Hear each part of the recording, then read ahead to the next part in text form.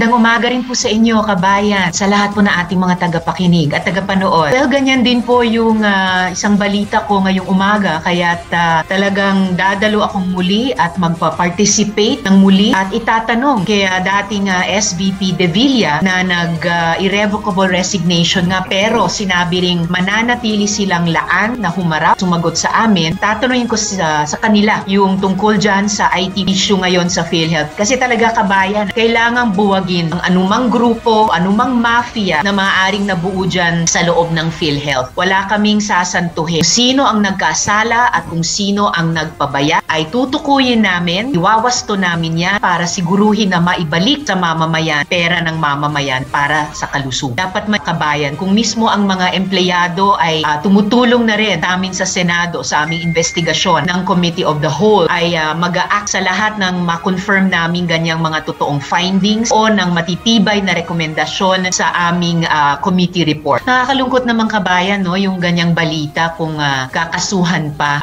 I was hoping na magpatuloy ang tono ng hearing namin ng Committee of the Whole na dahil kami naghahanap ng katotohanan para ilagay sa wasto ang napaka-importanting institusyon. Nabalitaan ko nga po na may sakit si PCEO Morales. Sabi ko, well, sinabi nila na pwede pa rin silang humarap at sumagot sa amin kahit sa pamamagitan halimbawa ng Zoom. Nagwi-wish ako na sila, SVP De Jesus, ay gumaling agad at umaasa ako na lahat pa ng mga opisyales ng PhilHealth ay maging laan din na sumagot at humarap sa amin. Sana po, I wish lang, no, kabayan, na hindi na umabot pa sa mga ganyang kasuhan. And indeed, kahit nga po yung mga nagsumamo pati sa Korte Suprema noon na malaman ang kalusugan mismo ng presidente ng buong bansa, siguro yun yung prinsipyo na nasa kaisipan nila. Walang mali siya po, no? Pero in the interest, in the public interest. Yun, kabayan, yung tungkol sa interim reimbursement mechanism na iyan, IRM, na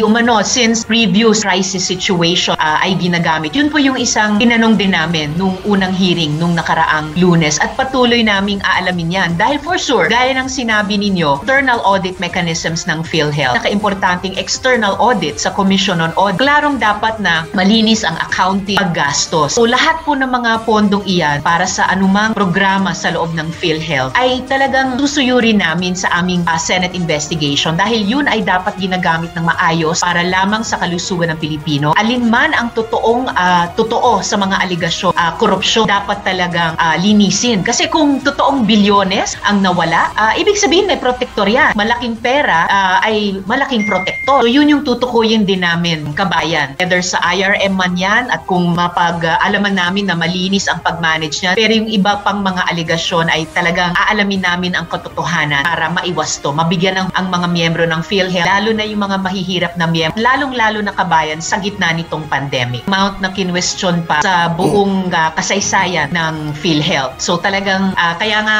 extraordinary, nagbuo kami ng Committee of the Whole dahil nakita namin kung gaano ka-importante dapat once and for all matigil na itong mga aligasyon. Siguradong mabubuwag kung anumang mafia or mga mafia na sinasabing maaring nabuo sa loob ng PhilHealth, mailagay sa tama kung may mga krimen na ginagawa sa loob para over time, di ba, kabayan, mabuo yung kumpiyansa ng publiko na yung PhilHealth, ang haligi ng ating universal healthcare system, ay talagang nagsisilbi lang sa kalusugan ng mamamayan at hindi sa bulsa ng iilan sa loob, mga protektor nila sa loob o sa laban natin. Magkano ba ginastos natin? Yan ba ay ayon sa ating budget? Tapos moving forward, magkano ba yung susunod na mga sweldo natin na pwedeng gastusin para sa mga susunod na pangangailangan ng pamilya? Ganun din ang responsibilidad ng PhilHealth dahil para sa isang napakalaking pamilya, no, yung 100 milyong Pilipino. Kabayan, kaya isang importanteng paksa yung IRM na i-follow up questions namin mamaya. Dahil isa yan sa mga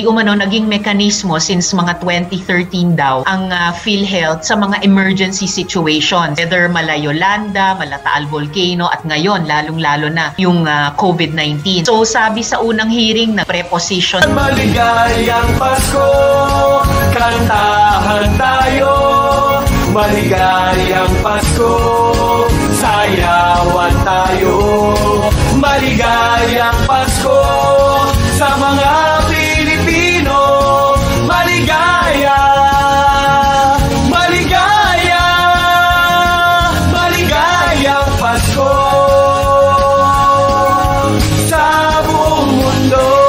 natutulog ang mga balita.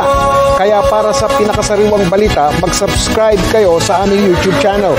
Para sa mga kapuso abroad, pwede nyo rin kaming makasama sa GMA Pinoy TV at sa www.gmanews.tv.